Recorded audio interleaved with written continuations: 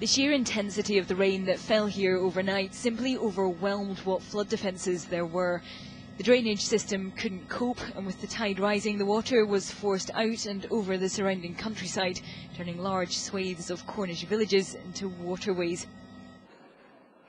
People here in St Blaise woke this morning to see cars floating past their windows. Within about 10 minutes I've lost the whole house. The kitchen's ruined, the bathroom, the lounge, everything is gone.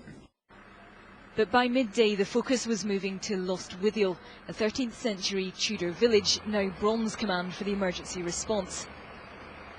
Overnight the River Foy had risen up, leaving a torrent of mud through the streets in its wake. This was Derek Bainton's property this afternoon. The biggest problem is, as you can see, 6 inches of mud surrounding the building. Is going to be a job to get rid of.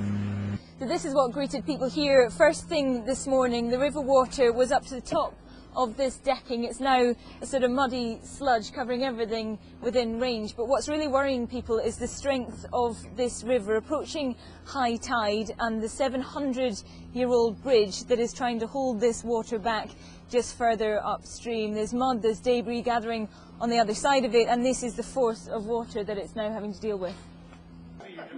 About 50 yards back from the bridge, Will and Joe Irwin were sandbagging their pub and moving the stock to higher ground.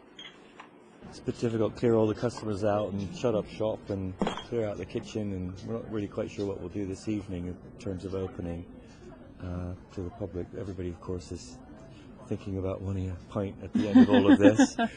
We will do it if we can. Over the course of the afternoon, the river level has begun to go back down, but all thoughts are now on the next high tide, due here on the River Foy in the early hours of the morning.